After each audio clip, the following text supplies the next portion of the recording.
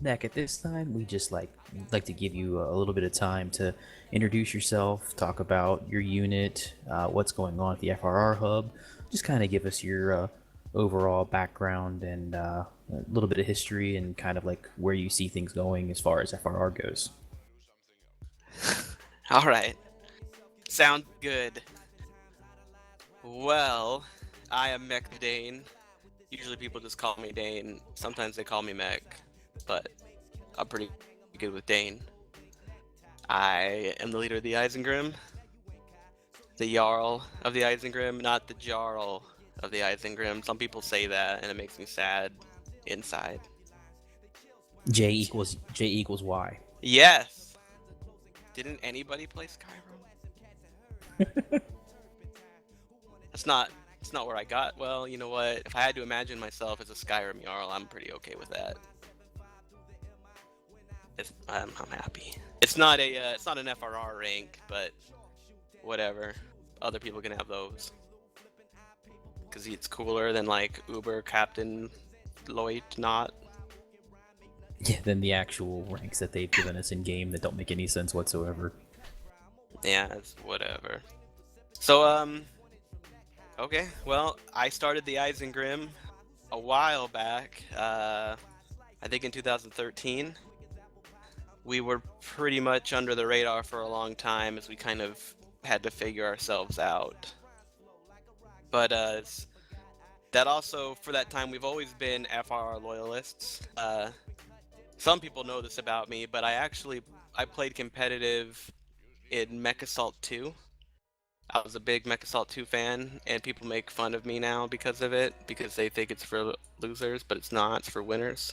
There was actually a competitive component to that? We used game battles, and we'd fight each other when we scheduled matches. It was pretty awesome.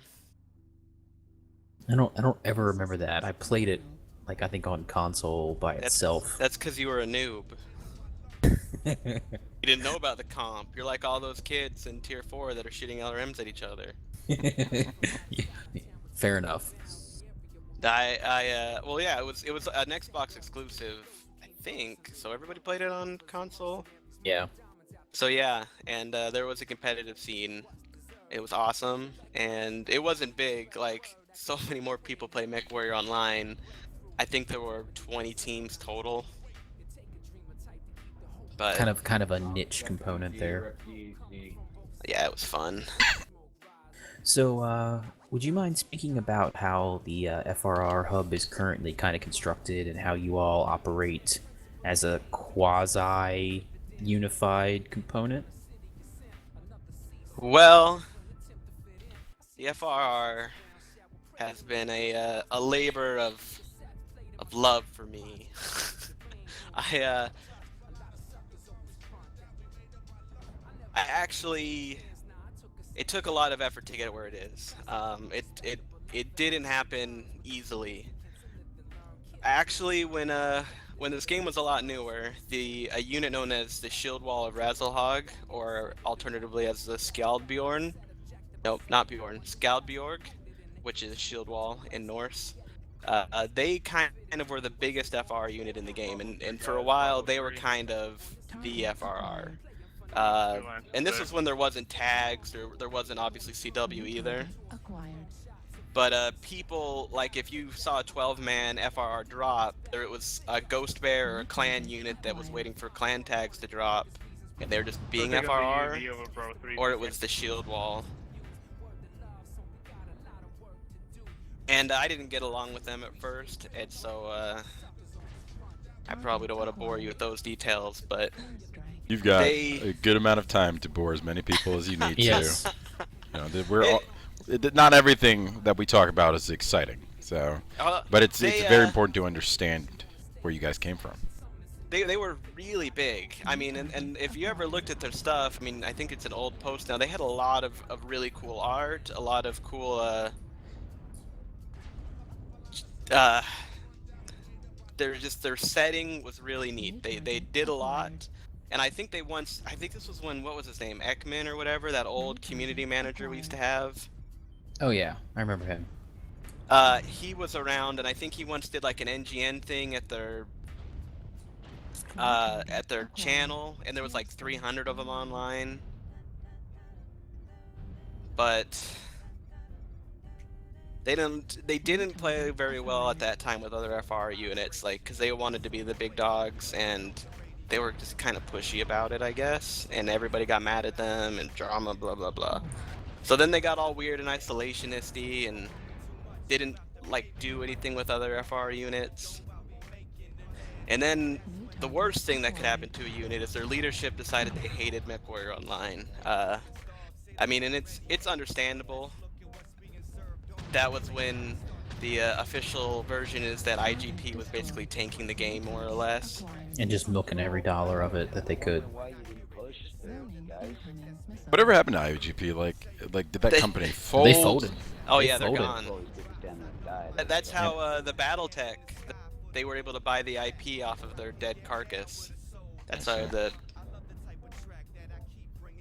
So PGI wasn't actually given the license to the game. They kind of just, well, you know, for lack of a better term, they salvaged it off of the dead mech that was IGP. Yes. Well, not PGI. Well, yeah, PGI actually purchased the license off of IGP. IGP was the initial funding publisher. That's where their role actually came into this. Right. And the story is that anytime they wanted to do anything, PGI had to get like permission from IGP, and that IGP had very different goals than PGI had. They were here for the money. They were here for the money because as a publisher, that's what you were going for. New target acquired. That being said, since that, do you feel that the game has done better since then, or as their PGI about the money? I mean, what? No, it's been better. I mean, if I don't know if you played back, I don't know who has or didn't play back then, but I mean, you were basically lied to constantly about community warfare. It was always going to be 90 days in the future, and it never was. Nothing was ever done with it. They pushed things that nobody wanted. Third-person view mode. I mean, nobody wants that. Wasn't a focus for the community. I think IGP just thought that they'd be able to market the game better if people had this weird view. I kind of disagree. See, I don't understand that view because every MechWarrior game has pretty much had third person. Like, I don't. Yeah. I like that particular complaint doesn't make. By the way, I'm one of the new guys. The complaint is that there were so many other things that the game needed to before be worked third on. person. Well, that's different though, but that's not really that big of a deal because all it takes is a little bit of turning on shit that was probably already there to enable third person view. The other problem with third person, I think, too, was at the time that people were balking at it is if you look back at every single MechWarrior game, basically every game that had third person, that's all you played as. No one ever actually played as the first person view because third person gave you so much more of a visual advantage. No, it didn't. First person. No. The reason people use third person view is because they like looking at their mechs, and fucking first person in the old games look like shit. I played MechWarrior 4 competitive online, and third person view allowed you to look around the corners of buildings. It allowed you to look over the tops of hills. Right, but I played it in third person on those MechWarrior 2, 3, or 4, whichever one I was playing, simply because I wanted to look at my mech, and I was a kid who really liked to look at my mech. That was it. Yeah, well, that's two different. Yeah. But what I'm saying is that it is not something that has never existed. It's always been there. No. People were afraid of it being exploitable because, like I said, you could look around corners, which technically you still can in the third-person view that we have. You can. I mean, it's limited to an I use it to look around corners. Of course I fucking use it. That being said, that's because of bad game design. Honestly, you just should be able to shoot it down. Like, that should be a thing. Yeah, shoot the drone down so you can't have it in. Well, I mean, first off, the mechs should have a lot of drones, obviously, because they're probably not that terribly expensive. That being said, if I see a drone, I should be able to shoot it, and then it should cause the pilot's camera to fuzz or whatever, and then force him into first person. And then he can launch another one to go back into third person. But it should be force him to there go because in and there's out. but that would make sense, and I think people would accept it. I think the implementation of third person is a problem because you're not allowed to shoot it down. If you could shoot it down, I doubt many people would have a problem with it, and I think it would be a good thing that could even be used in CW, because then there's a drawback. Everybody loves drawbacks. You don't love drawbacks? I love drawbacks. I want to shoot down somebody's third-person drone. I know, right? That would be kind of interesting. You actually could a little bit. When they were beta, when they had the trial server, you could shoot people's drones and they'd explode. See, why didn't they keep that? That just didn't make any sense. But anyways, I don't think it went away. I think they could still see it. It just disappeared on screen. Like you shot it, and it was gone for a second. Oh, okay. Yeah, like now But- it moves or whatever. But back then there was there was no new things that they were putting out. Their production had stalled. Everybody wanted something and nothing was coming out of PGI, it felt like.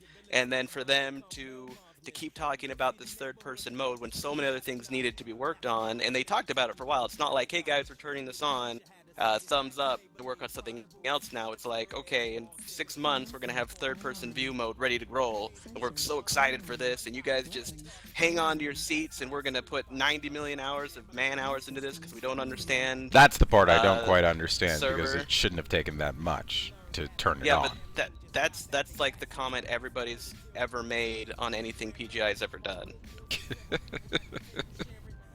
He's not How- far off there. How come it took them so long to do that? You just gotta hit a button.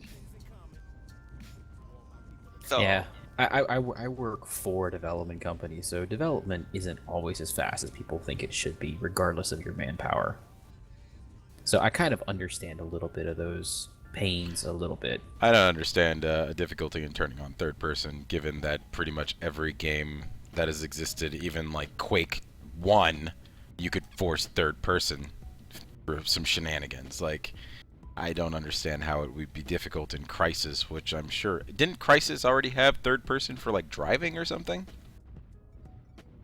Guys, watch Charlie 3. Looks like they're pushing... I'm not entirely sure. I never actually played Crisis, to be honest with you.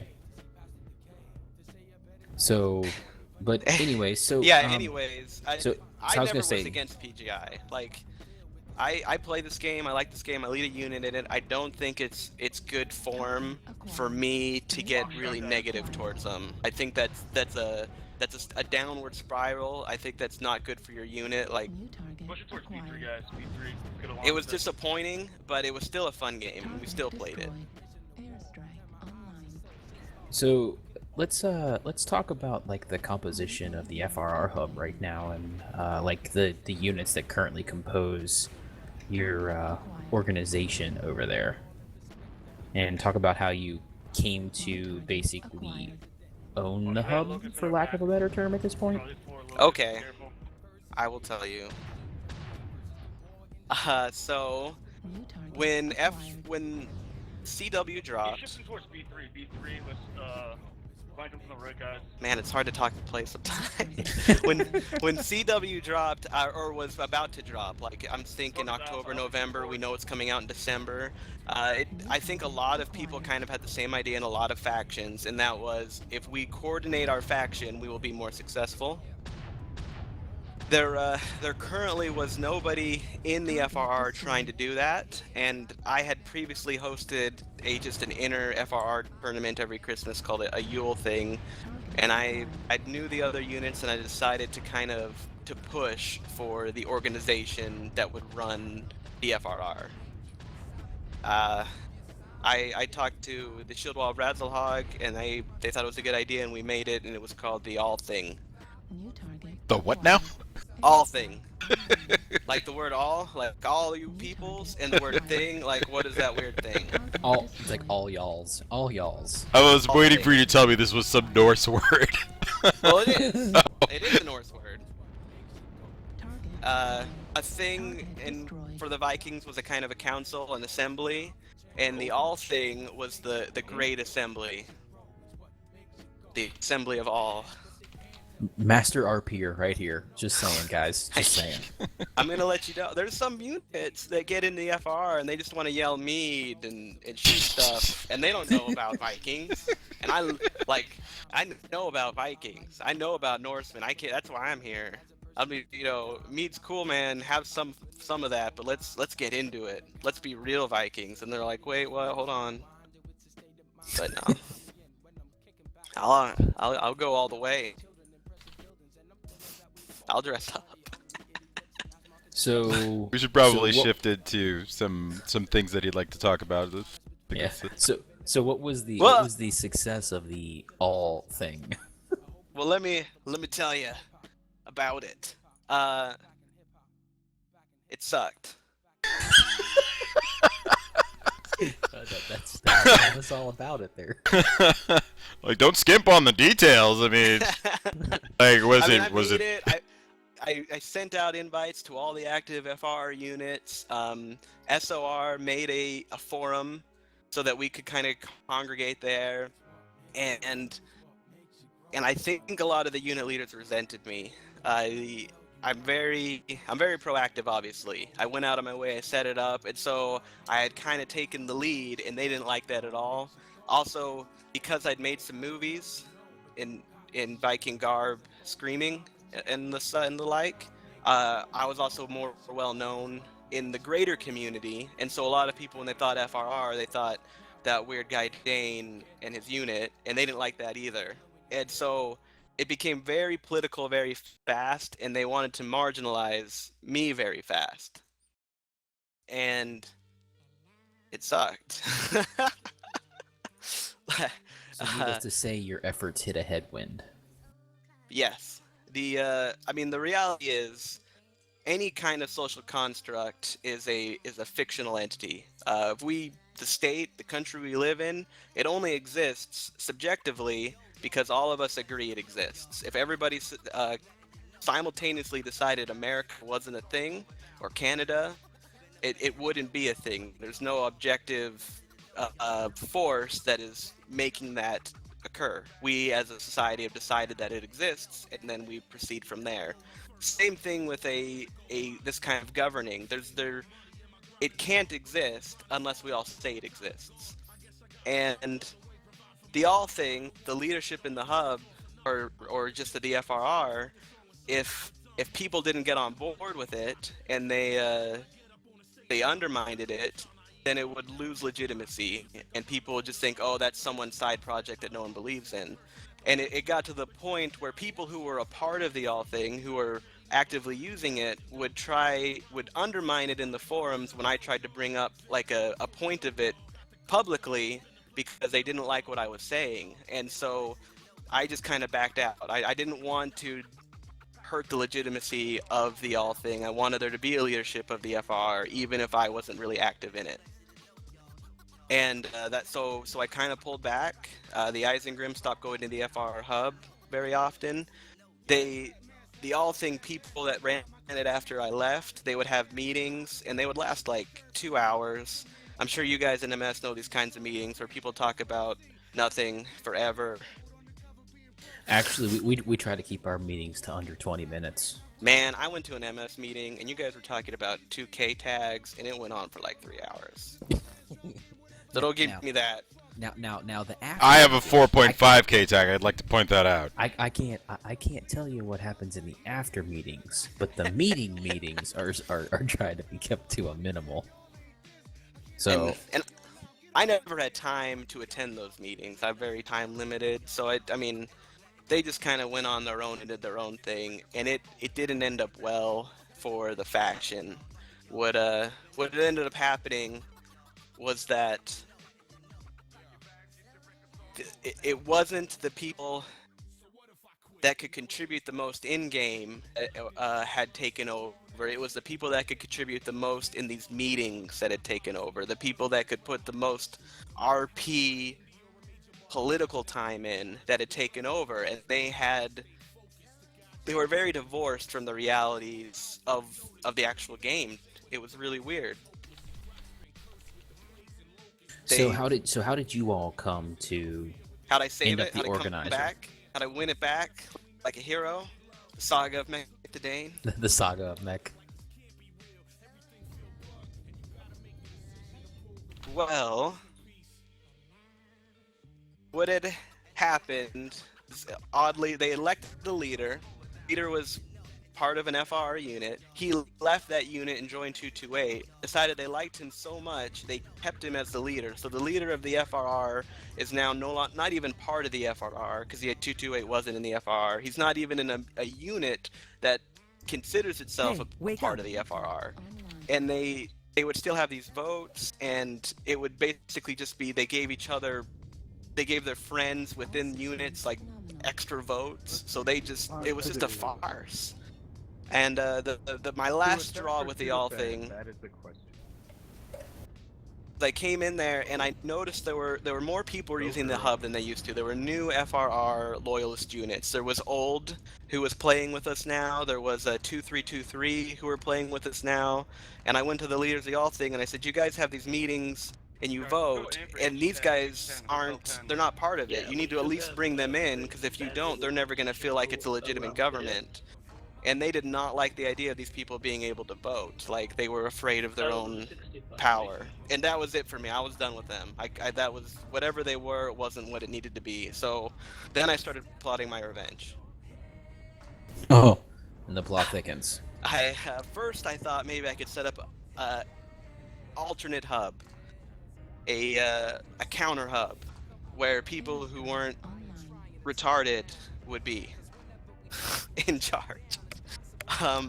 But that didn't work because, and I didn't actually make it. I realized that I never would have the population. The Isengrim's a smaller unit. I could get a couple other of the more marginalized units to join me, but there were 2 or 3 units that had just hundreds of members that wouldn't have done it. And then there were a lot of guys who just played the FRR hub because they were used to doing it, and they didn't care politically about what was going to happen either way. I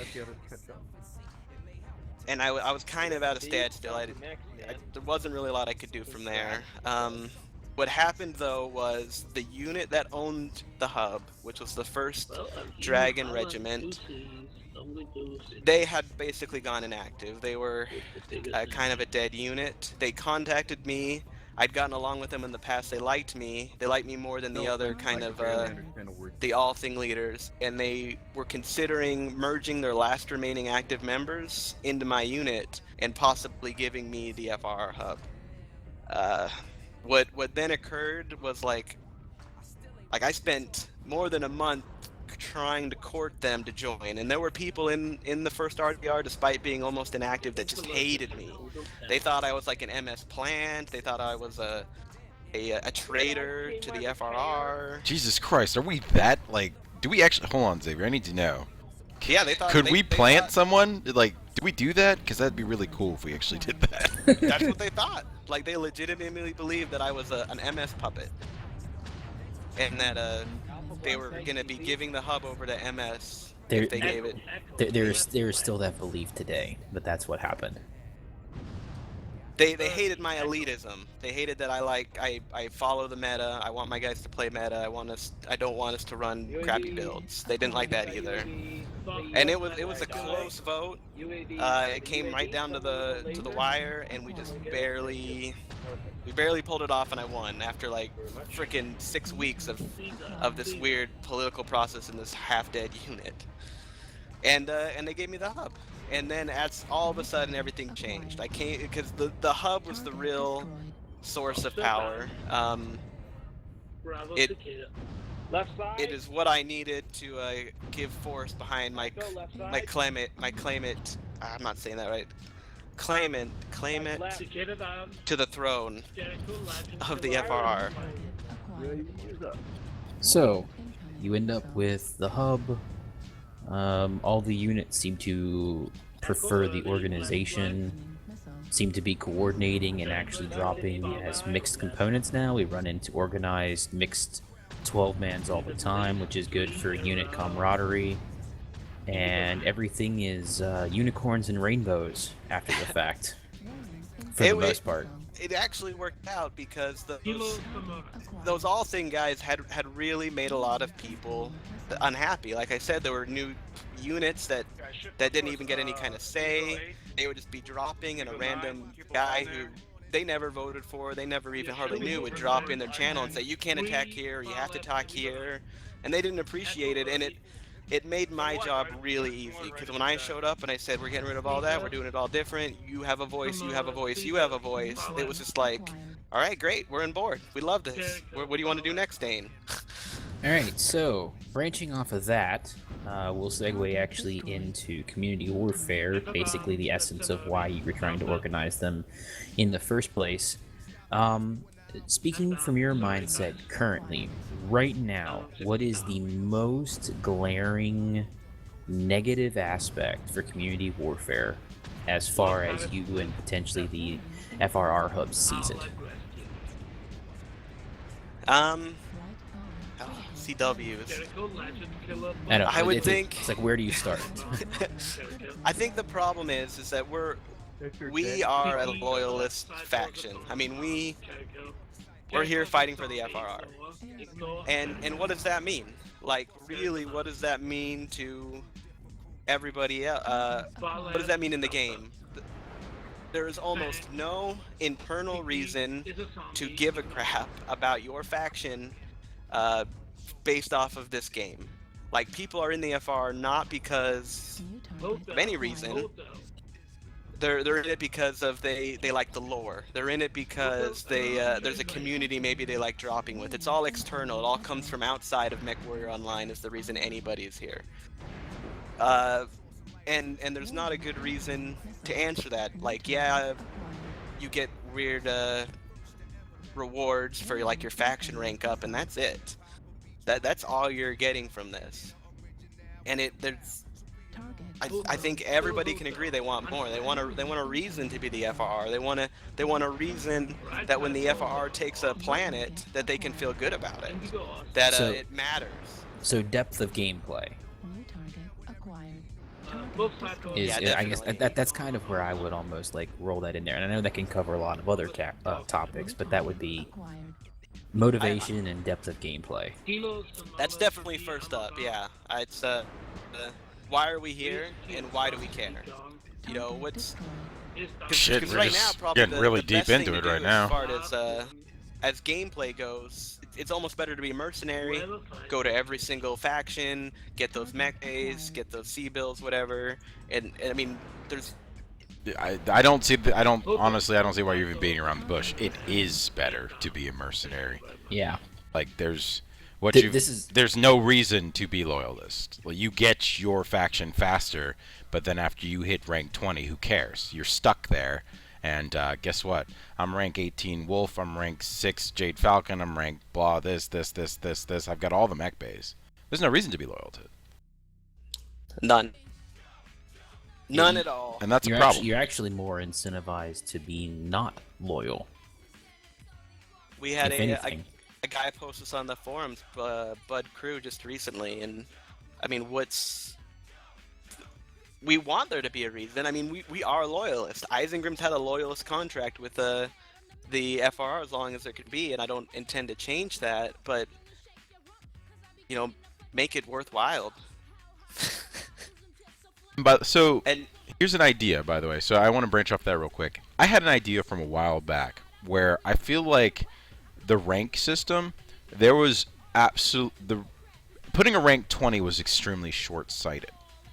I don't understand why do people make games, put a top rank, and then think people aren't going to reach it in any real period of time. Yeah. It's very short-sighted. A lot of things do it.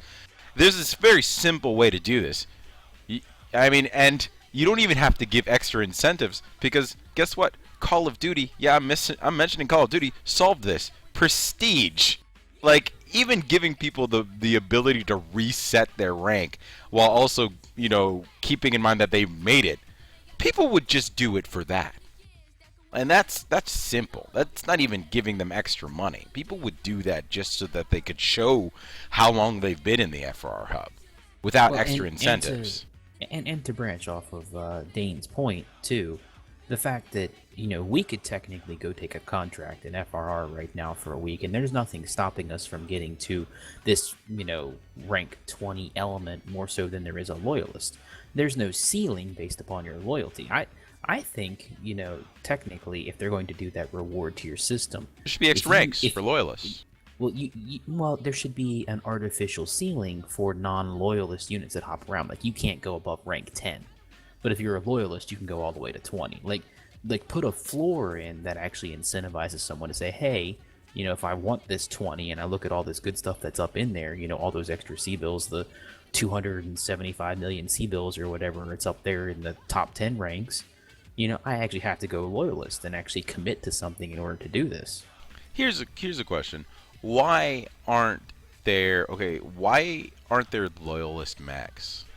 Why aren't there mechs that if you reach rank 20, you get access to X mech, and you can only get it by being rank 20? Like, why is PGI so against giving away I can tell you exactly really why that cool is. prizes for high ranks? I'll tell you that answer right up front. Money. Because mechs are the only way they monetize this game. So they'll give away C-bills because they know you'll blow it on weapons and engines and modules and non-mech stuff. So it's easy to give away C-bills because there's tertiary ways to spend it. They're not going to give away mechs, which is why the mech giveaways actually come rarely, simply because that's how they monetize the game. But I think Now, if they were to what give would be away interesting- one mech, like they could. Like imagine if there was an FRR. I don't know what is the FRR's mech. What is the one that actually belongs to them? Panther. Whichever one's Fine, up. the Panther, whatever. You know what? I guarantee you more FRR people would run the Panther if there was a Urban mech. Panther mech with a camo that could not be accessed anywhere else but on this mech. Well, see came now- with an F next to its name so people would know it's the FRR Panther. Well, see now, Sater, hold on. I think you hit the nail on the head right there without going to the mech. You just said it. Camo. That's actually something that I think they could give away because, yes, that is a monetization aspect, but it's a very minor monetization aspect. You hit that rank 11 just on the other side of the ceiling, and you get an FRR camo that you can only run while playing FRR in Community Warfare. I think something like that would actually draw a lot of people in potentially as well. Yeah, I don't think the ranks. Like I like the idea with the ceiling, but I think of themselves they're not a strong enough incentive. I mean, I don't know about you guys, but in the FRR, no one's ever bragging to me or showing off their rank. Like nobody cares. For the most part, I believe that there's going to be a few super guys who are going to be like, I want general, I don't care what you say. But I think the mass population is just. Yeah, well, I think we all know that that's because rank 20 has nothing to do with your actual skill level and everything to do with the amount of time that you commit to the game. You'll get there if you commit enough time, period. Regardless of how good you are. I think like a collective, like leaderboard or, maybe like skill tree ranking system based upon your kill-death ratio and your number of kills and, like your damage per round, like stuff like that, where you could actually like compare yourself would be interesting within the faction. Who is the faction's most valuable players kind of information would give people something to strive for on a personal basis. But even then, like it needs to be some type of a reward in game for doing that.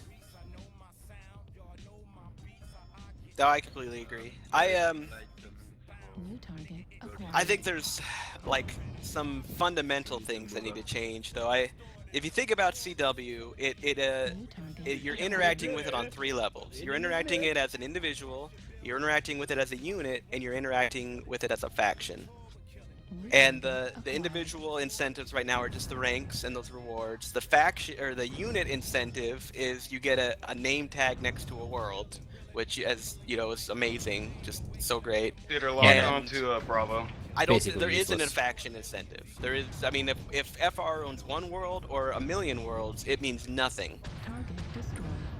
And there's problems with each one of those. The unit incentive, like I mentioned, that's not a big deal to have a name next to a planet, and it's actually it's kind of funny because they talk about how they want to de-incentivize larger units. They don't like MS, they don't like Keep 228. on moving up. Keep on moving up, guys. New target. But everything in this To the hill, to game, the hill. whatever incentives there are in this game, they reward you for a larger unit.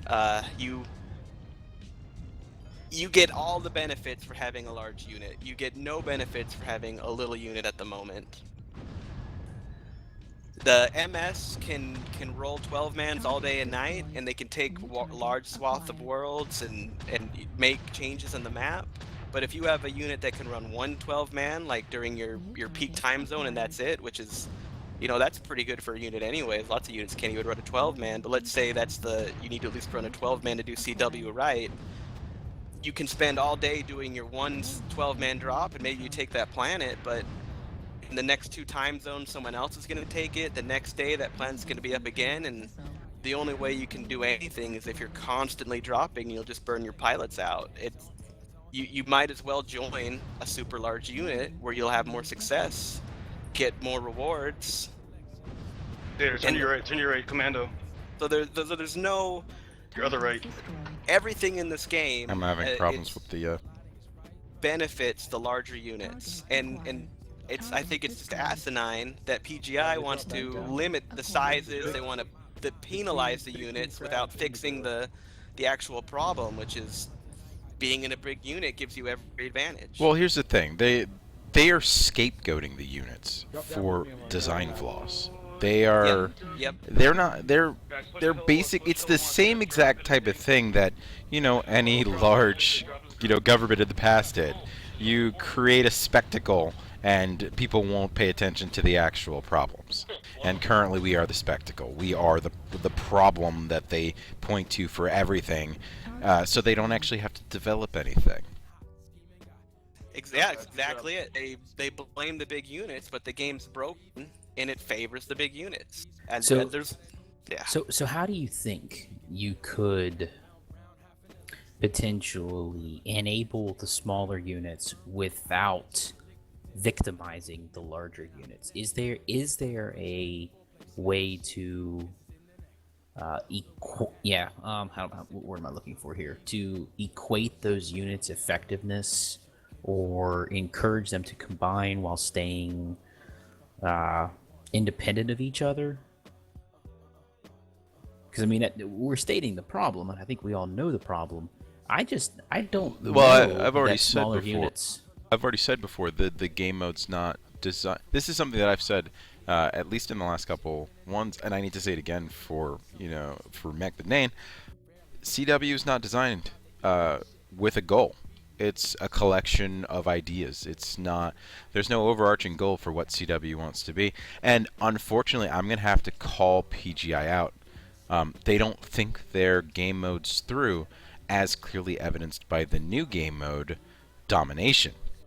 PGI, I'm sorry I have to call it out, but I really have to talk about this here. They showcased Domination yesterday, and it's a game mode where I honestly look at it and I honestly believe somebody said we need a game mode at PGI. Someone came up with an idea, and that person must have been higher up because everybody was too scared to tell him that it was a bad idea. And that's the level of thinking that they put into their game modes. If they cannot create a game mode that really makes sense to the public, like after 5 minutes of watching this game mode, anyone with a brain could see that it is terrible. How can we expect them to tackle something that is more complex than that is as complex as community warfare? They need to outsource. They need to hire people who do this type of large game world, thinking, planning, something, because I don't think they actually have the capability to do it. And that's a problem. That's a really big problem. I don't know. It's just it's an interesting question when I hear what you're saying about there is no goals and no objectives and no centralized reason to work towards the same goal. But even if we had those, and this is kind of where I'm going with my line of thinking here, if there was an objective and there was a goal, I think it actually what Mech was saying is that it actually pushes us farther towards large organization. You know, if you have a centralized goal and everyone works towards that centralized goal, well, because we are working towards the same goal, we're like, why not just consolidate? And I think a centralized goal actually leads to consolidation. I think the only way you can keep small units, I don't really want to say viable, but you actually need to give like side objectives or tertiary things that it isn't worth it for a big unit to go after, but a small unit wouldn't mind spending time working on. Well, that would entail slowing down the game mode, because right now Yes. the game mode moves too fast. You have to make, when we were talking about this before, you have to make planets actually mean something. You have to give us the ability to develop territory, to make movement of the map something that should take months. Not days, not hours. It should take months to move borders. Not months, but it should take weeks, I would say, to move borders significantly. And it should really hurt someone to lose the amount of planets that we lose every day. I mean, Mercstar owns 80 planets. What does that actually mean? Nothing. Jack squat. So it should really mean something for us. And you know what? It should be more than that. We own a territory of 80 planets, but in reality, Mercstar should be able to point to 3 or 4 planets that we say, these are our strongholds. These are the planets we actually care about. If we were to lose these would somehow harm our ability to deploy, our ability to... And that's the main thing. The territory means nothing. They have to make it so that it's difficult to take territory. There's a way to develop that territory, and that territory affects gameplay. We were mentioning before building mechs. Maybe that measures the strength of how many mechs you can deploy. For a unit as large as Mercstar to deploy the amount of mechs we need, maybe we need to find a way to hold more territory. Make it so that in order to effectively deploy our unit, we need to hold at minimum 35 planets or something. I'm just picking an arbitrary number. And then a small unit would only need to own 1 planet. A unit of 10, 15 people, they would need to own maybe just 1 planet to really effectively deploy their resources. So jumping off that point, you know, if we're talking about that, my question would be, would that small unit ever be able to actually even take a planet?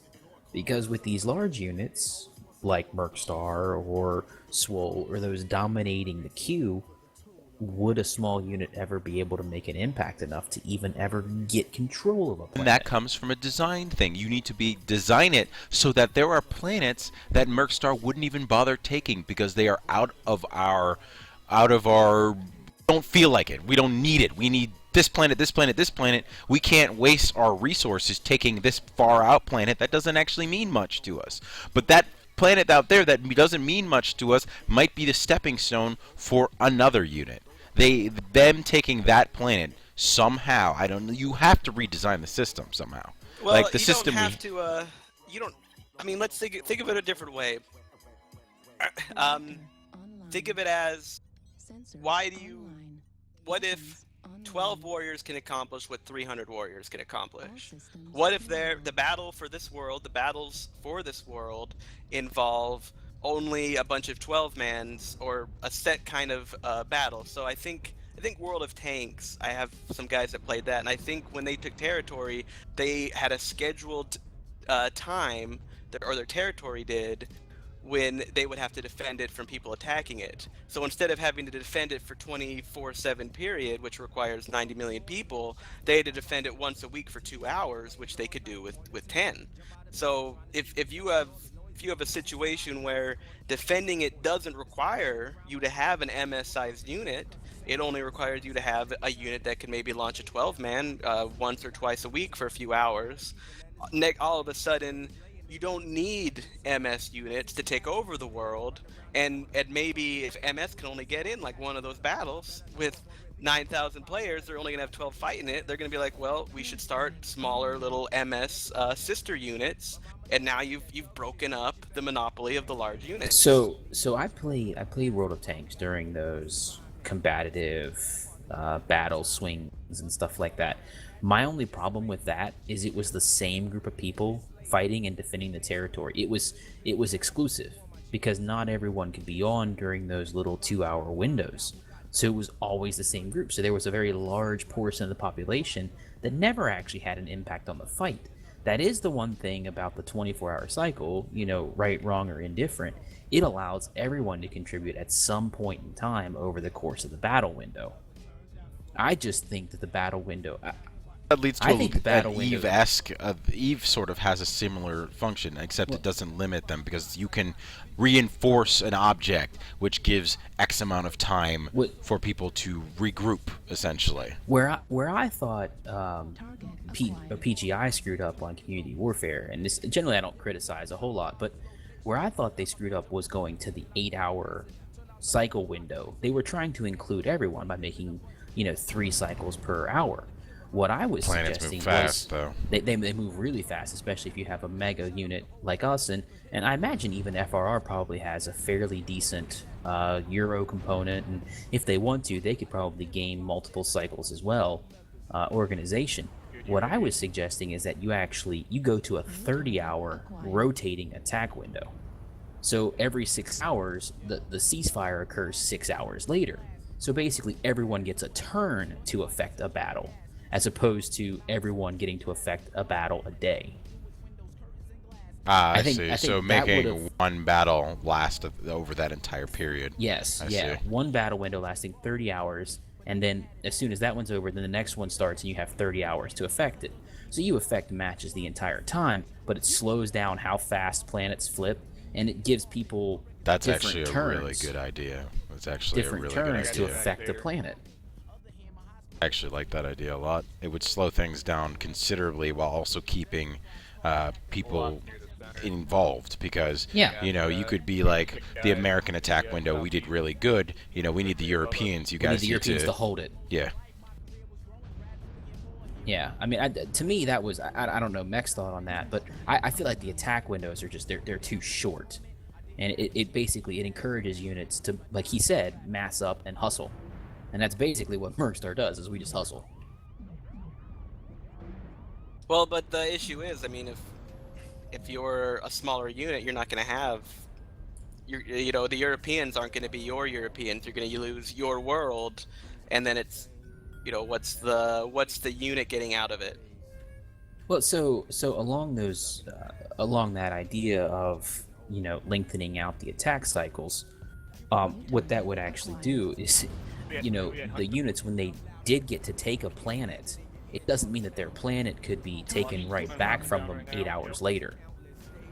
They actually get some time to actually own it, affect it, and now it's a 30-hour window. So.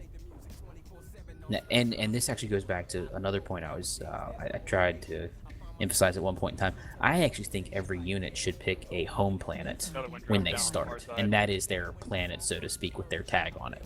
Not to mention, remember we were talking about a districting system before? One planet doesn't have to be owned by one unit. It doesn't have to be it's a planet. It's a big space. You could there own a should be portion of a districts. planet. There should be, like, a small unit should be able to own X amount of portion of a district, and perhaps even be able to challenge larger units to get more territory, diminishing the effect of numbers.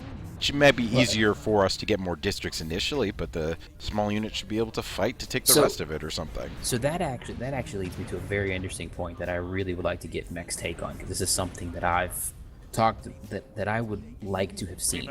Everything in this game right now is, for the most part, centered around clan versus IS conflict, and FRR is right at the pinnacle of that conflict. Everything that occurs, clan versus IS, starts with the FRR first. They're dropping down on the backside. I feel this game doesn't allow for interfaction warfare Good kill, Sater. or faction v faction IS warfare. So, like, I would actually like to see, and I don't know if Dane could speak to this, I think it would be kind of interesting to actually see internal FRR civil wars between units within FRR or factions within FRR. It would be an interesting dynamic, like, kind of goes back to what we were talking about PGI actually planning out and scripting a community warfare to where certain things happen. Three hostiles But I left. feel like that's a component of the game that would be really fun. That could be Well, supported it's by the the districting system. population issue is definitely a big Alpha problem. drop down, Banshee CP. I mean that's my only fear. If you did do like a civil war or Target something, destroyed. or a low grade raid, it's just you'd have to make sure that there were actually people to play. I mean, right now CW is in such a state that nobody cares what's going on. They log into the game, they look on the right, they find where there are people, and they drop. It doesn't matter where they're dropping. guy. They're just dropping where they see that people are playing. It's basically a different game mode with a manual Nice job. Well done. matchmaker. That's what CW has pretty much become at this point. And I agree. I think a campaign would be great. I think limiting what factions can do. So let's say we're gonna have a freaking Steiner Davian civil war, and the FRR units, the FRR as a faction, maybe the loyalists can You have vote. to pick a side. You pick a side, exactly. Or you're gonna do the Smoke Jaguar invasion of Kurita. You pick a side, and that's what you're doing. And it just blows up that conflict so that you can focus on it. And then what PGI could do if they did that is there's an end goal. Either this faction holds this faction off for so long, or this faction reaches this planet, and then that's the end of the campaign, and then we go somewhere else. So we had Blue Duck on last week, and he was actually pro like scripted community warfare. Do you think, based on the FRR units that you speak with on the hub and you talk with, do you think the units that you drop with would be accepting of a scripted conflict in these, like that we're speaking of, with like set goals and set objectives and actually hard lines drawn in the sand? I think they'd all be all right with that. I think some wouldn't be happy if they were forced to not be the FRR. And I think that's a situation you've got with every single faction. You're going to have those hardcore loyalists that have been screaming, Victor Steiner, Davian, my brother for freaking 18 years now. Great up, Xavier. And they're going to be all upset when they find themselves fighting for Kurita against whoever. But that might be a I think they'd survive. I think if you said, you know what, right now we're not focusing on your faction, but we'll get back to it. The FRR loyalist units have voted to play on this side in this war, so you're on loan with whoever. I think they'd swallow it. I don't see it turning them off from the game, especially if they know that their time will come. Because, and the reason I go back to that is because we all know, right, wrong, or indifferent, how much fun a Tukid style event where all the forces collide on like singular planets, how much fun that actually is. Simply because of the numbers and the variation within the opponents that you meet. So, and I guess we were talking about scripted CW, and we never really, I don't think we ever brought this up, Sater. Dane raises an interesting point. Letting people stay within their own factions, but allowing the entire faction as a whole to choose a side inside of a scripted conflict. That lets people stay in their own container, but contribute to a war based upon how they choose to contribute, still with their own unit's notoriety. I think that would actually be an interesting compromise to allow people to not force them to move to a different faction, which would probably, raise an uproar in this community. Well, they're already implementing a voting system for voting on worlds, so it doesn't seem to me like it would be a stretch where you can vote on your side in a campaign. Yeah, I mean, you're going to be voting on who your allies are and who your enemies are, and what I should say, enemy, singular, not plural. Well, I want to talk about something in regards to population since Mech-The-Dane. I'm going to ask this question, and I pretty much know what your answer is going to be, but let's look at it from a pragmatic perspective. You agree CW has a population problem, right? Yep. And even if, say, CW were to become a little bit more popular, do you think that perhaps PGI should look to perhaps scaling down CW to better fit a lower population, which may even mean cutting down the conflict to just two sides, that being clan versus IS. Would that upset you? With just, you would still be able to say be FRR, but you would stop fighting as FRR all the time. Like, you would just be clan versus IS with some, flavor in terms of who you are. Do you think that might actually make it easier for PGI to develop CW? Would that upset you? What's your feeling on that? Well, like I said, I think a campaign where you did bring it down to two sides, where it would be awesome. What I would imagine in that scenario is you still have the entire map. There's things going on in the map, but you're zooming in on this conflict and you're resolving it. Now you're going to this conflict and you're resolving it. So the greater map is changing, but you're funneling all the players into smaller conflicts. So it wouldn't upset you to not be the FRR?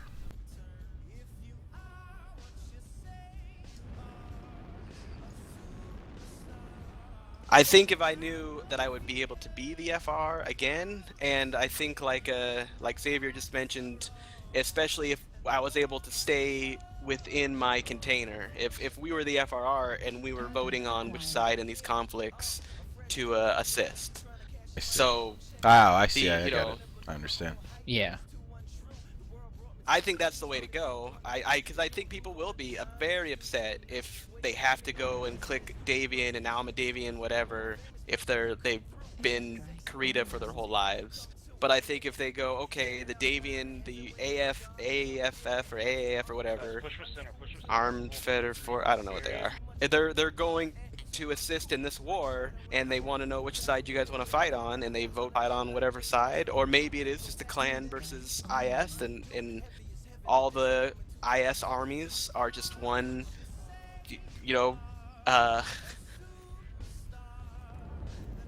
what is it called? One mass Coalition. Star League. Coalition. Star League. Yeah. They're all the Star League, and there they go. But we're still FR, you're still whatever. I think that's a great trade-off. Okay, so Juliet. I think, if it comes down to it, yeah, you got to cut out some factions if you're gonna have a better outcome for people playing this game, a better experience. Because right now, you get to be your faction, but like I said earlier, it doesn't even matter. It's basically you're looking on the right side of the screen and you're finding the fight that has people in it, and you're going there. So right now you think that we may be the factions, but it's not really. You're not really the faction. You would be doing the same thing. We're basically playing it the way that we've described already. Yep. We just have to sit down, accept it, and build the system around that.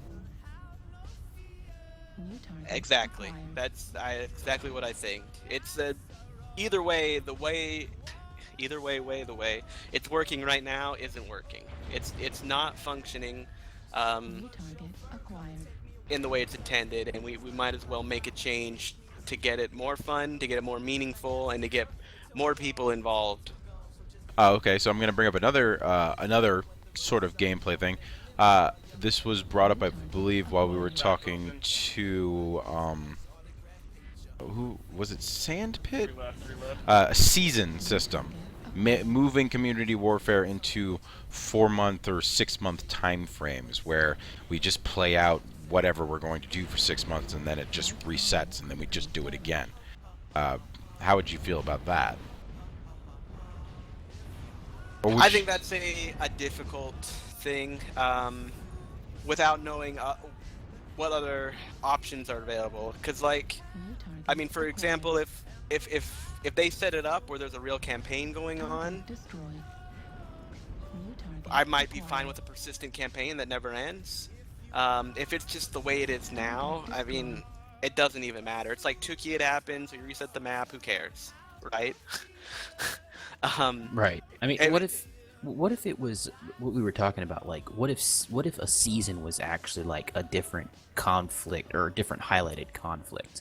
I think that was kind of where the conversation with Blue Duck went. Like, for season one, it's highlighting the Davion Steiner Civil War, and you pick a side, and then 3 months later, whatever effect to the map has been made. 3 months later, it's okay.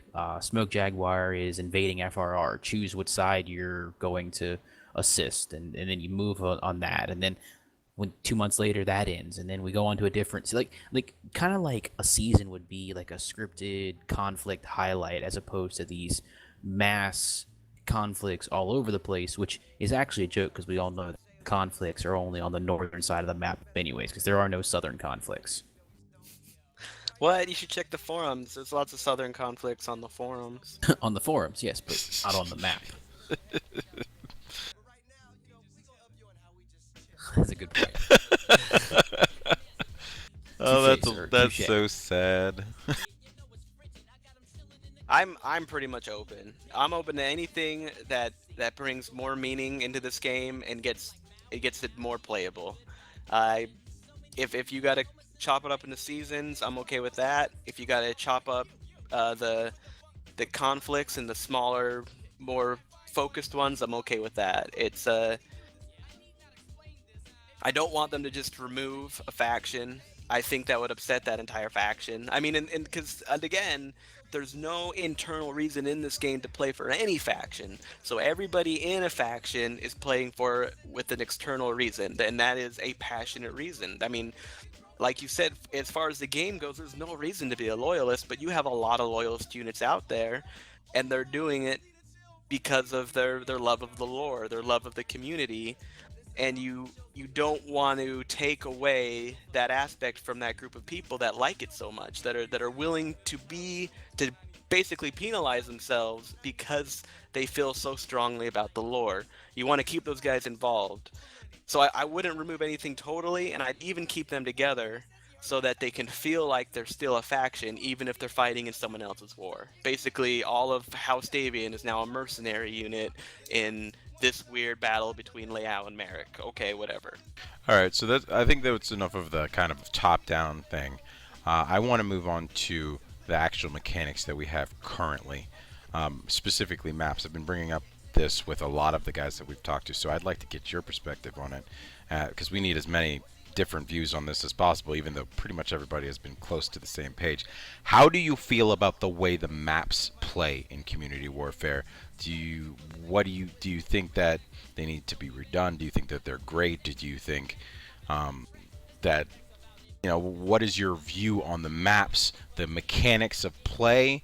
Go ahead, just let us know what you think.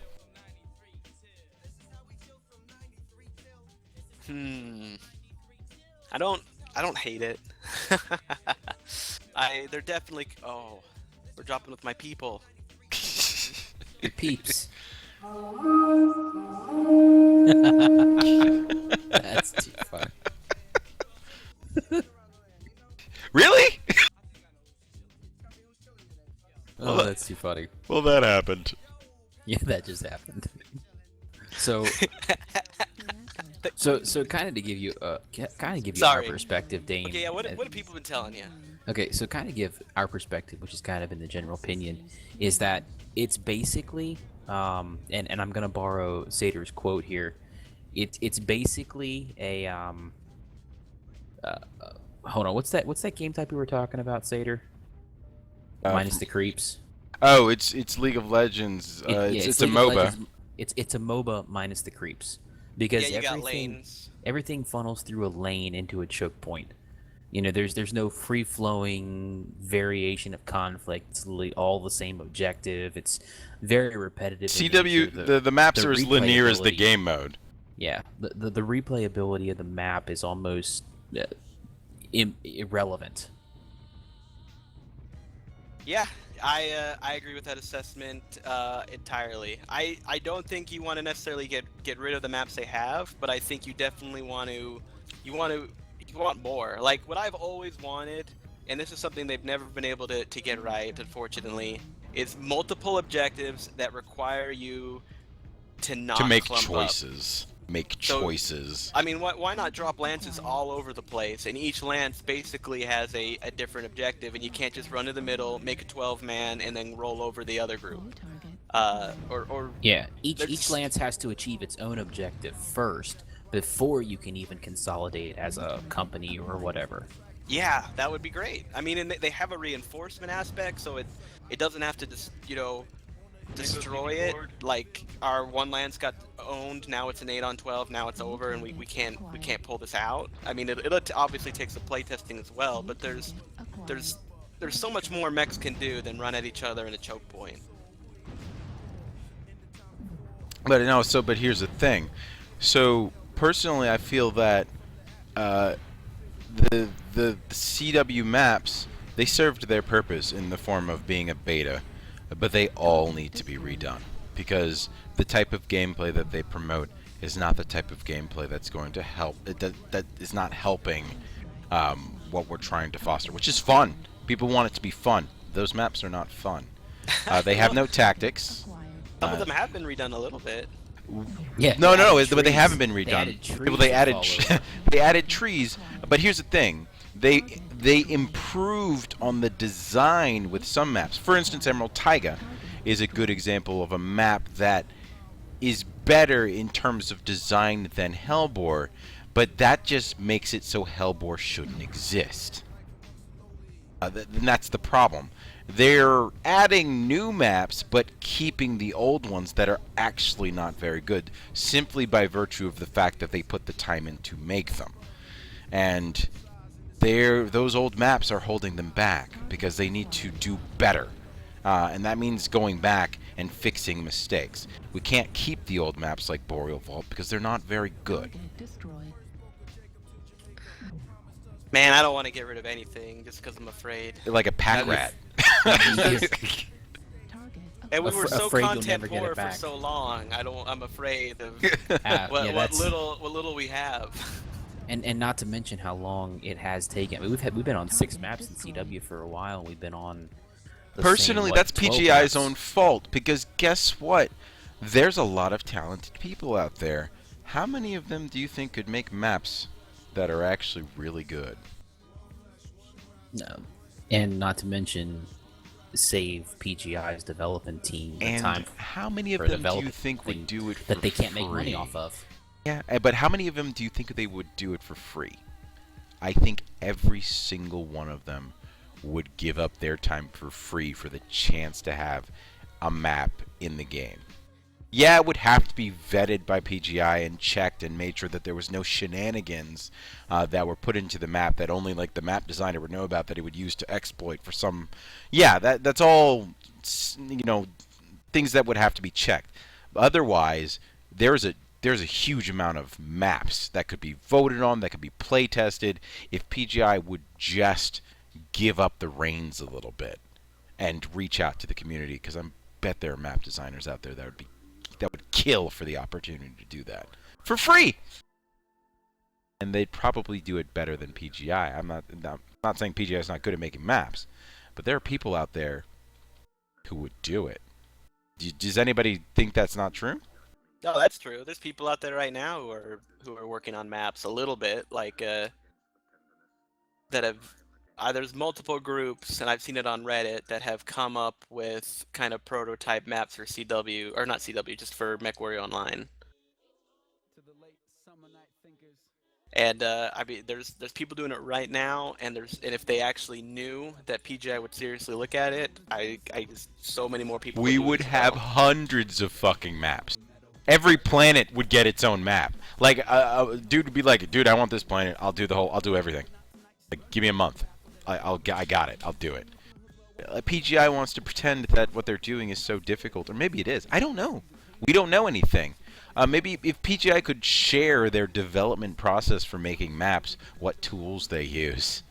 I don't know. I don't program. I know it's whatever. I know there's a million people out there. I've seen over the years people make forum posts and they say, I do this. I've made games. PGI sucks. PGI doesn't suck. I don't know. But I would like more maps. My opinion is if I'm PGI, even if I don't believe my community is capable of it, I at least throw the ability out there, and then when nothing comes back in, then you can say a giant. I I was told you right. So. I was right. No, I mean your ego right there would almost preclude you to provide that kind of a resource. I don't understand game companies that don't. There's a lot of game companies like what was it, 2K with with XCOM, which is I guess Sid Meier actually, right? It's the Civilization guys. They put modding into XCOM. You look at XCOM on day one, it's like mods all over the place. People adding submachine guns, hats, skins. Like in the first day, the game had more content than the other game times 7. In one day, they did it for free. PGI. People here, there's so many people here who would do things for free for you if you would just allow them to. Slave labor. Slave labor. Slave labor! It's slave Mercstar. labor. They would do it if you... Mercstar is advocating slave labor. Mercstar is absolutely saying slave labor would be awesome. Let the forum post begin. Yeah, and if you give them the tools, or don't give them the tools. Because I'm sure some of these are proprietary things that they can't sell, like that they have a license for or something. But they still are out there. Those tools are out there. If PGI just tells us how they do it, and I'm sure some of these map makers already know how they do it, and just give us a road to implementing content, oh my God, the amount of CW maps that would exist would be crazy. Yeah, I don't know. I've been advocating for that for some time. I don't know when we'll ever get it. I mean, they seem to be more interested right now in Wanna buy a readdressing. mech pack? Well, no. They seem to be more interesting in trying to address an alternative to Ghost Heat. Than address other things within the game. And so there's Russ, and Russ is, I understand to a degree where he's coming from on that. He has this idea of what Mech Warrior should be based off of previous experiences, and he goes up a hill and he gets alpha struck and whatever, and he wants to get that feel where you're just in this battle forever and your body parts blow all off and you got like one machine gun and you're shooting some guy. And then you pick up your arm and you beat the guy down with it. And But here's you know the what? thing. The problem is, like, in-game content is based upon how fast we can earn C-bills. If you make my match last 30 minutes, I'm not gonna play the game. And FBJ, Well, you're they FBJ. could. I'm just gonna say right now, FBJ, you're a freaking show-off. I'm just saying, you're They freaking could ridiculous in increase- that mech. That's They all I'm could gonna say. increase the C bills. I mean, but here's like, this gets back to CW. He's behind you, Sater. Where I think the real Mech Warrior experience is missing is CW, where you're a mercenary and you're getting in there and you're participating in the universe. And so why are they so focused on these other things that they think is detracting from the Mech Warrior experience when CW is just like this weird stepchild they have in their basement that they really don't want to mess with, and there's so much potential there, and that's where you can feel like you're playing Mech Warrior. That's where you can feel like you're playing BattleTech, even if you're getting alpha'd in your rust because you poked up a hill and you like don't know how to torso twist. You could. are can you still implying get that your Russ doesn't know how to mercenary torso twist? No, you don't need a torso twist in tier 5. So you can put your unit out there in the universe Okay, and make a most difference. epic jab ever, right there. That's I'm just saying. All right, continue. That's where I want to feel like I'm playing BattleTech. I want to. That's where I think you should feel like Target it. destroyed. They've been messing with balance in this game forever, and it's, they're gonna be messing with it forever. You're not gonna find a game that's online like this where they're just like, all right, everybody, we're done. It's balanced. See, good job. That's not a thing. I mean, frick, StarCraft, the original StarCraft, I think 10 years after it came out, they still had a few balance passes, and that's one of the most balanced RTS ever. It's just not happening. Shoot, StarCraft is making balance passes today. Well, I'm talking about StarCraft 1, not StarCraft 2. Okay, well, yeah, I mean, two's making balance passes all the time. But and that's just the nature of the beast. But on the other end, you could make CW right now the experience that makes you feel like you're playing BattleTech, and then you can get back to your twiddling with balance. That's never going to go away anyways. Airstrike activated. And maybe torso twist. Except in Tier 5. Don't need it. You need ECM in Tier 5. That's where all the Lerms run the world. Hey guys, I play they run Tier the world. 5. Lerms are so OP. I just saw this guy died. Can't wait for Tier 4. So many people hate me now if they're listening. They're like, this guy's an elitist. Dude, are you kidding me? I'm in a Lerm King Crab. I've been in it the entire time. I've already counteracted you completely. I'm in a Lerm Atlas. Yeah. I am the most serial offender right now.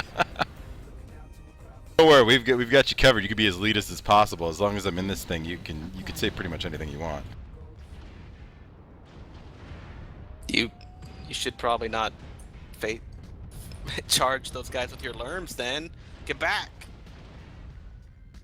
Right. Anyway, so that's where I come on that whole thing. I mean, again, make CW the BattleTech you want. Because balance is never going to be there. Balance is always going to be balanced. It's always going to not be tabletop. You can't make it tabletop. I think that's a lot of times too what people are working on is under the premise of tabletop. Like this game is not tabletop. It is an adapted table game in a first-person shooter mode, and that's what people have to remember. And it's going to have first-person shooter elements that may or may not jive with the original intent of what the tabletop game was designed to, I don't know, to provide. Heat level I mean, it's like the Hunchback. I mean, do Tabletop- we want a tabletop game, or do we want a first-person shooter game? Someone just needs to make that decision right now, because it's basically where we're at. People want a giant robot game. I want I to know, roll giant dice every stocky time I shoot a robots. laser. Yeah, do you want a cone of fire thing going on? I mean, is that really what we're talking about here? damage. Mm-hmm. You know, I shoot for the center torso and it hits somebody's left leg. That stuff sounds ridiculous to me. I don't think anybody wants that. Because I don't even understand how that's supposed to be fun. Like, I don't even. Is anybody taking these people seriously? Because it doesn't make sense to me that you can honestly think that you can create a convergence and make it fun somehow. Critical damage. I don't know. This is a topic that doesn't make any sense to me because I don't see the game from that view. Because I've played games my entire life, and I like games that are responsive. I'm sorry. Well, it's like the Hunchback. On tabletop, it makes sense, I guess, to put a whole bunch of weapons in a giant shoulder on a mech. But when you're playing a game like this, now you have a target from almost every direction that neuters a mech. That's not a problem you would have in tabletop. But that's definitely a problem you have in a game like this. Well, that's because in tabletop, it's one of 8 random components that can be hit at any given moment.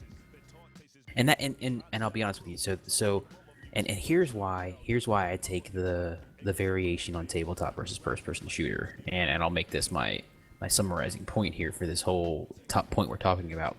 The reason Cone of Fire is randomized, or component fire is randomized in the tabletop, is it's an effort to account for pilot skill, which is unknown in a tabletop game. Also, they have half the armor, so they'll die in one shot if they actually were to take a direct that too. hit.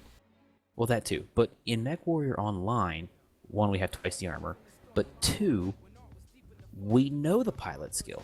The pilot skill is the player playing, so you don't have to randomize the fire.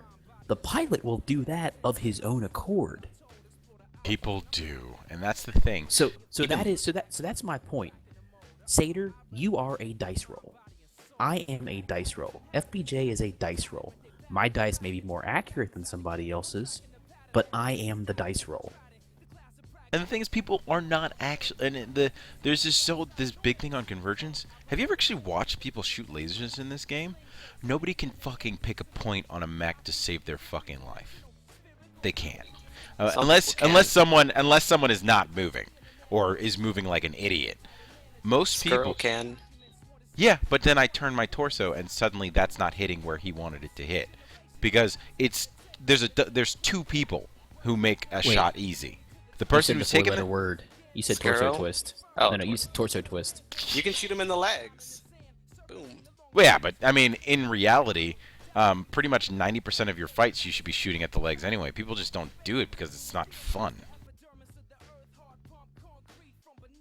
This entire game, like, if people actually played it correctly, we'd be blowing off legs left and right. I mean, that's what happens in CW when things get serious. Everybody just aims for the legs. That's what happens. Because everybody knows that's the weakest part of the mech. And if everybody did that to the extent needed, PGI would eventually quadruple leg armor. That's what would happen. That is the step that would be taken, because shooting people in the legs is the quickest way to just disable them, because you don't have to worry about them torso twisting, because they can't torso twist their legs. I mean, So- Mech, do you guys, when you guys get serious, do you aim for legs? Like, is that something you guys do in CW? Yeah, one time we killed so many legs, and Guy Rock, that guy that leads some clan, was so mad at us and called us. Delta Galaxy. Wolf Delta Yeah, Galaxy. we call him Cryok because he cries about Intersphere OP-ness every day. It's OP, but OP-ness because we got such big Intersphere OP-ness. Nice. Oh yeah.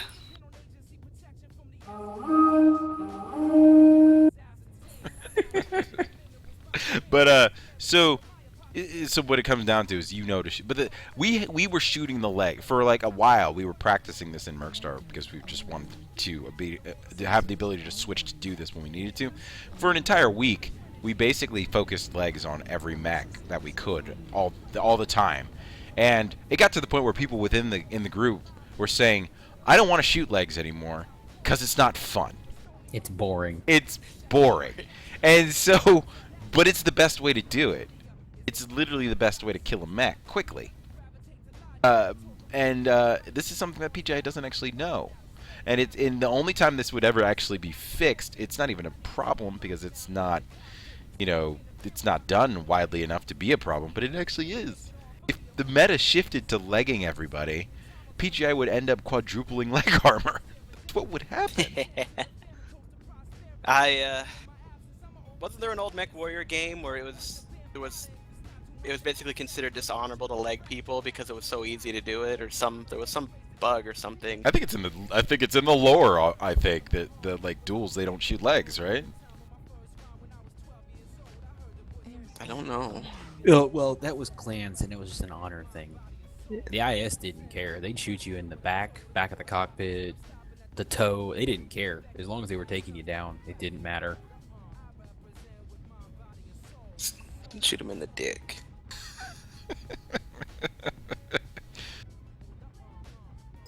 So, I mean, I actually have I have a side point to kind of add to this, and I've been having a back and forth on Twitter with a couple people, and I would take this moment to address it because it kind of fits in with our conversation.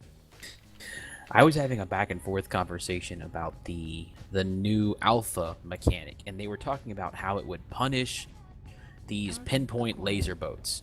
And my whole point was, if they're addressing ghost heat, that the potential to influence alphas, because that's what they were talking about, is limiting alphas, would also have to influence the alphas of brawlers as well as laser boats or long range mechs. Because one alpha, all alphas are equal as far as what an alpha is.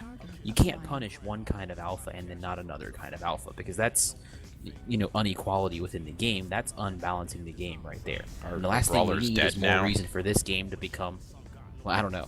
Like, the last thing we need right now is more reason for this game to turn into a Brawlapalooza, because that's all our matches devolved to anyways. every dang match becomes a brawl fest. You know, it's who can get close to the other one first. So I mean, Target destroyed. and the point they were trying to make was, well, it's the problem with hitting, you know, pinpoint alphas at 600 meters. And I threw back the question. I was like, I don't know what you're talking about. I don't know what mechs actually provide pinpoint massive alphas at 600-meter range. Not a You know, single and- one. And they came, and the guy came back, and I asked, can you give me an example of what you're talking about? He came back with a dual large pulse, 1 clan Gauss. And I'm sitting here thinking, like, okay, that's 26 and 15, that's 41 points of damage. I don't consider that a pinpoint. For one, it's not pinpoint alpha, because large pulse, clan Gauss, you know, they might hit the same component, but probably not, Target acquired. unless you're somebody like Hans Davion. And then 2, on top of it, that's not a very popular build because of the Gauss cooldown now, because the DPS is so low. So Target destroyed. I don't know. People seem to blame like these laser vomits and laser boats with these like massive alphas, and I don't think they're as pinpoint as people think they are, because every match I'm ever in becomes a brawl game. I don't know about everyone else. I don't know if that's just my experience, but every group and solo match I'm in right now, it's a short range battle. That's what it always devolves to. Target acquired. Also, people aren't willing to accept their mistakes. I'm sorry. You went around that corner. You knew. You've played this game enough. You know what's around that corner. You know there's 6 mechs around that corner. You go around that corner, you lose a torso. It's your fucking fault. And sometimes people just need to realize, like, a couple matches, like earlier this morning while I was playing, I walked out in the open and my King Crab and basically got almost slaughtered. And it occurred to me that this is the type of situation that people bitch about. Like, oh god, they do so much damage to me. Like, what? This isn't fair. You know, I don't feel like tanking my salt. And what it really comes down to is, I made a fucking mistake. I should have never been out there in the first place. And people are turning corners that they know they shouldn't. And, you know, that's just what happens, man. Walk into 5 mechs, you're gonna lose something. New target acquired. It doesn't grow back. New target acquired. I don't know. I feel like, and I use this alpha ghost heat thing that Russ brought up as a perfect example, and this kind of goes back to what we were always talking about Destroyed. with IGP about how they would address things that weren't the biggest issue in the game. There are other things in this game that need to be worked on, in my opinion, rather than try to find a replacement for Ghost Heat, which, in my opinion, Ghost Heat actually does what it was designed to do. It limits massive alphas. I don't know how many people were around for the 6 PPC soccer days, but those weren't fun. No one can tell me that was fun. They don't exist now. You can't do anything like that right now. Whatever. I liked pop tarting. Pop tarting was for bosses. Yeah, I mean, but that had nothing to do with the weapons and everything to do with the nerf to jump jets. So, Pop tart for bosses. and I'll be honest with you. Shout out to Cases. At least the time to kill in the Pop-Tart matches was longer than it is now. I'm just gonna point that out. They may have not liked Pop-Tarting, but the time to kill was higher. It's good. It's good fun stuff. Whatever. Victor's a crab now. Thanks a lot, PGI. I know, right? But anyways, so I think we're actually getting close to our 90 minutes time window here. Is there anything else, Dane, that you'd like to bring up here in closing? As far as CW glaring issues or anything else that's on your mind that you feel you'd want to get said here in the last minute? Also, would you like to declare war against any other factions? You know, just Yeah, go also for that it. too. Well, you know, interesting tale. No, not really, but there were some people that just get so worked up over like war and alliances, and oh, we're not attacking IS, and we got to attack clan, and I'm totally pragmatic, man. If it makes sense for us to attack Steiner all day and all night, and make best friends with the puppy people up above, then I'm in. I don't know what Phase 3 is gonna bring in, but I'll whatever makes the FRR better is what I want to do, and if that's what the FRR wouldn't do, then that's what I'm gonna do. My personal opinion, Dane, I actually think the FRR is in for a world of pain when Phase 3 starts. Because you all are going to have one attack lane, but guaranteed all 4 clans are going to go after FRR right at the beginning. Guaranteed. Oh, you wow. will have 4 defense lanes and 1 attack lane. And that's one of the problems I have with this voting for a singular attack lane Yeah, that's perspective true. that's coming. Everybody could vote to attack us. Everyone is coming at you. I'm gonna whatever. Guaranteed. I want to make alliances. I'm Hey, just Clan saying. Wolf, you listening right now, Clan Wolf? We cool. We cool, cool. Clan Wolf. I heard Steiner been necking with your girl. That's what I heard. You best believe me. Aw, Isen's on the other side this time. Different horn. This bad horn, this bad stuff can happen. I mean, I think we really, like, I wonder how many more of these CW discussion things you can have. I feel like it's gonna be the same points. But that's a good thing, because here's the thing, that's good, because we need them to learn that this is all coming. These are not a bunch of different separate ideas that we're randomly coming up with. A lot of us are thinking the same thing, and it's coming from a lot of different people. The more people we have saying these things, the harder it becomes to ignore us. We're trying to show that it's not just Mercstar.